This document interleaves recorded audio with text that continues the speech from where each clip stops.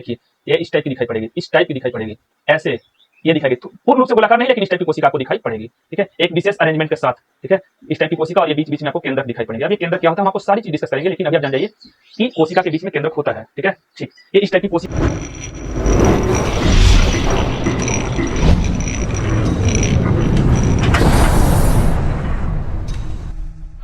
Hello my dear student, कैसे हैं आप? उम्मीद है कि आप स्वस्थ होंगे, मस्त होंगे।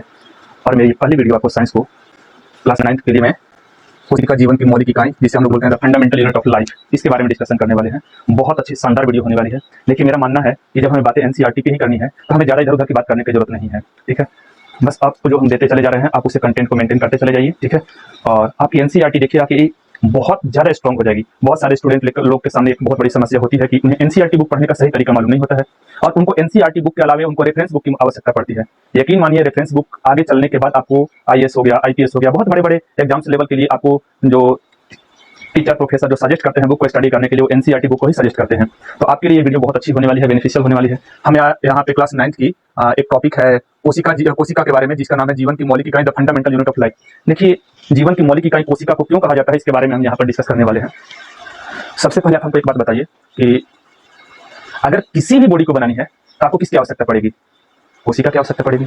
मान लीजिए कि मैं अगर आपको से कहूँ कि आप मुझको एक बिल्डिंग बना के दे दो, नोएडा की बिल्डिंग बना के दे दो, या कोई भी बिल्डिंग बना के दे दो, तो जो बिल्डिंग बनाने के लिए जो फाउंडेशन का काम करेगा, जो नींव रखेगा, वो कोशिका ही रखेगी। मतलब बिना कोशिका के किसी भी हम बॉडी को बना नहीं सकते हैं। किसी भी बॉडी को बनाने के लिए हमें कोशिका की जरूरत पड़ेगी। तो आइए इन छोटी छोटी बातों को लेकर के एनसीईआरटी बुक के बारे में हम लोग थोड़ा थोड़ा डिस्कशन करना स्टार्ट करते हैं। ठीक है, आइए।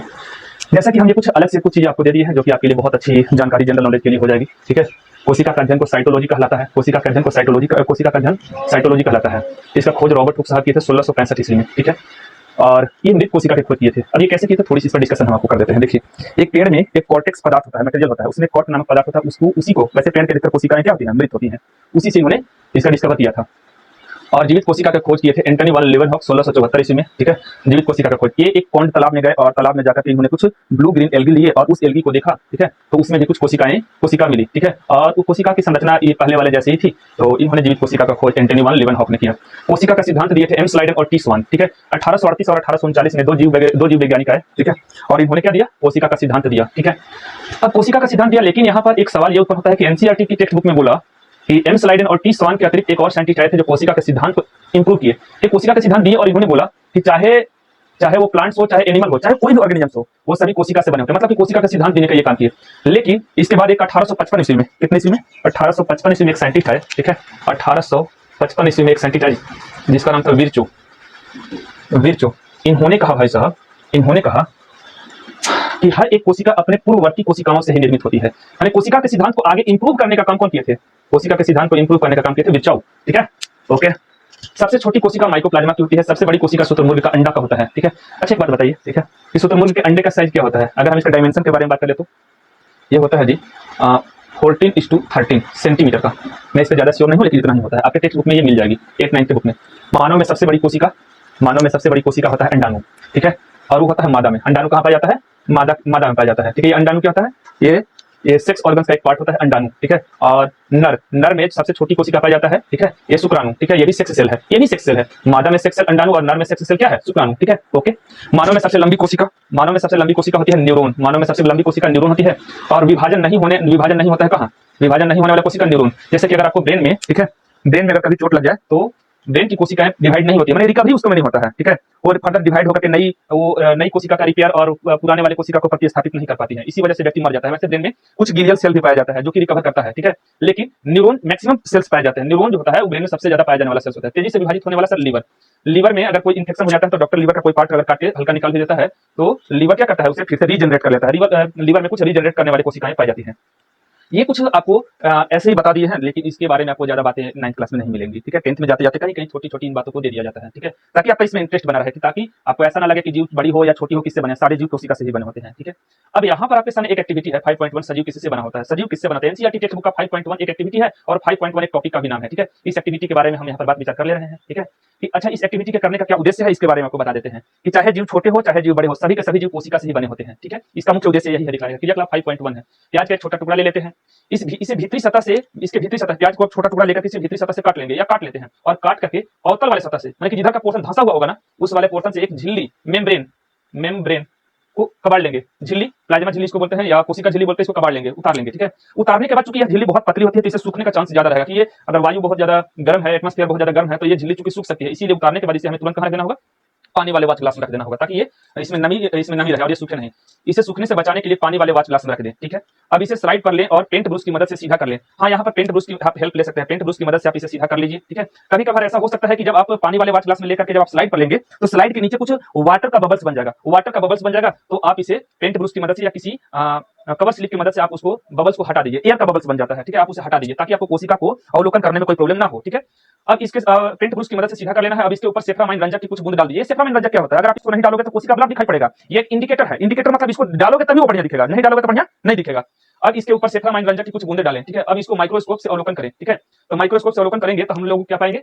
निष्कर्ष में यहाँ पर बोला गया है, निष्कर्ष में हमने दिया है कि प्याज की कोशिकाओं की संरचना एक जैसी दिखाई देंगी। प्याज की कोशिकाओं की संरचना एक जैसी दिखाई देंगी जो प्याज की सल्ककंद बनाती है। ठीक है, जो प्याज की सल्ककंद बनाती है, मतलब जितनी भी कोशिकाएं आप देखें वही सब कोशिका डिवाइड होकर फर्दर डिवाइड होते गया। वैसे आपको इसमें सेल डिवीजन का भी टॉपिक हम मेंटेन करेंगे, है सेल डिवीजन पढ़ना 9th में। ठीक है, किसी बुक में है, किसी में हटा भी दिया, लेकिन हम आपको पढ़ाएंगे सेल डिवीजन, एक एक चीज इंडिविजुअल पढ़ाएंगे आपको। ठीक है, तो ये प्याज की जो संरचनाएं हैं, ये जो प्याज की कोशिका की संरचना है, यही कोशिका जो है बहुत ज्यादा सेल डिवीजन करके और प्याज की गोलक बनाया। प्याज का गोलक बनाने का काम कौन किया? प्याज का गोलक बनाने का काम किया, प्याज का गोलक बनाने का काम किया कौन?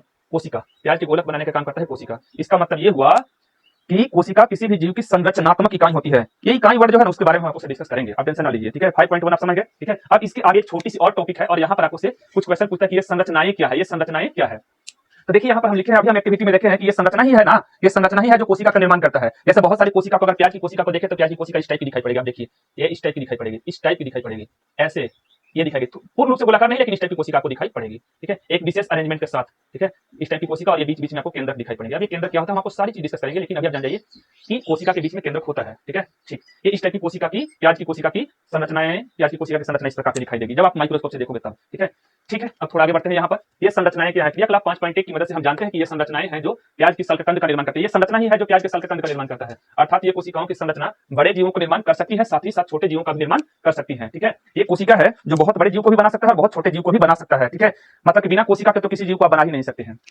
किसी जीव की कोशिकाओं का आकार संबंध उसके शरीर के आकार से नहीं होता है। देखिए यहाँ से 8 क्लास वाले स्टूडेंट को यहाँ से बहुत खतरनाक क्वेश्चन पूछा है एनसीईआरटी के टेक्स्ट बुक में। ठीक है, तो इस पर हम अभी बात विचार कर लेते हैं। किसी जीव की कोशिकाओं का आकार का संबंध, किसी जीव की कोशिकाओं का आकार का संबंध उसके शरीर के आकार से नहीं होता है। ठीक है, अब इस पर बात विचार कर लेते हैं। मान लेते हैं, ठीक है, कि एक डॉग है, एलिफेंट है, ठीक है, और मान लेते हैं कि एक और कुछ बैक्टीरिया है। ठीक है, बैक्टीरिया है, इनमें हम ऐसा कहते हैं, ठीक है, कि इनके जो ब्लड है, ब्लड में आरबीसी, डब्ल्यूबीसी, प्लेटलेट्स, इनमें सभी जीवों में ये कोशिकाएं, ये जो आरबीसी की कोशिका होगी रेड ब्लड कॉर्पेसल्स होता है और डब्ल्यूबीसी व्हाइट ब्लड कॉर्पेसल्स होता है। वैसे आरबीसी को शॉर्ट में बोलते हैं रेड ब्लड सेल, लेकिन वो शुद्ध नाम नहीं है, उसे रेड ब्लड कॉर्पेसल्स बोला जाता है। तो आरबीसी, डब्ल्यूबीसी और प्लेटलेट्स, आरबीसी, डब्ल्यूबीसी और प्लेटलेट्स, ये डॉग में भी होगा, एलिफेंट में भी होगा और बैक्टीरिया में भी होगा। इन सभी में ये कोशिकाओं का आकार समान होगा, आरबीसी का, डब्ल्यूबीसी का, प्लेटलेट्स का। इन कोशिकाओं के समान संख्या होने के कारण क्या इनके बॉडी का समान आकार है? तो आपका आंसर होगा नहीं। ठीक है, इसका मतलब यह हुआ कि कोशिका के आकार से बॉडी का कोई संबंध नहीं है, बल्कि कोशिकाओं का आकार उनके कार्य से संबंध है। यकीन मानिए, आपको एनसीईआरटी की वो चीज दे रहे हैं जो शायद आपको अभी तक मिला नहीं होगा, बल्कि कोशिकाओं का आकार उनके कार्य से संबंधित होता है। कैसे समझाते हैं? यहाँ मसल्स वाले कोशिका में कॉन्ट्रैक्टाइल प्रोटीन्स वगैरह पाया जाता है और इसकी साइज, इसकी कोशिका का शेप कैसा होता है आप देखिए, देखना चाहिएगा, कुछ इस टाइप की होती है, कुछ इस टाइप की होती है। ठीक है, इस टाइप की होती है। ठीक है, और वहीं अगर कार्डिक की कोशिका, हृदय की कोशिका के बारे में बात करें तो उसकी शेप और साइज अलग होती है। ठीक है, उसकी शेप और साइज अलग होती है। पैर की कोशिका का साइज अलग होगा, कलवा का अलग होगा, इनर मुंह के अंदर की कोशिका का शेप और साइज अलग होगा। इससे हमें एक बात समझ में आता है कि कोशिकाओं का आकार उनके कार्य से संबंधित होता है। कोशिकाओं का आकार जो होता है उनके कार्य से संबंधित होता है। अब यहाँ पर बात करते हैं कोशिकाओं की संख्या के आधार पर, कोशिकाओं की संख्या के आधार पर, क्योंकि कोशिका एक जीव को भी बनाया और कोशिका बहुत सारे जीवों को भी बनाया, बहुकोशिकीय जीवों को भी बनाया, तो कोशिका के संख्या के आधार पर जीव को दो वर्ग में बांटा गया है, एकल कोशिकीय जीव और बहुकोशिकीय जीव, एकल कोशिकीय जीव और बहुकोशिकीय जीव। क्योंकि कोशिकाओं के एक ही कोशिका, एक कोशिकीय जीवों को अर्थ क्या है कि किसी जीव को बनाने के लिए उसमें एक ही कोशिका शामिल हुआ है, किसी जीव को बनाने के लिए उसमें एक ही कोशिका शामिल हुआ है।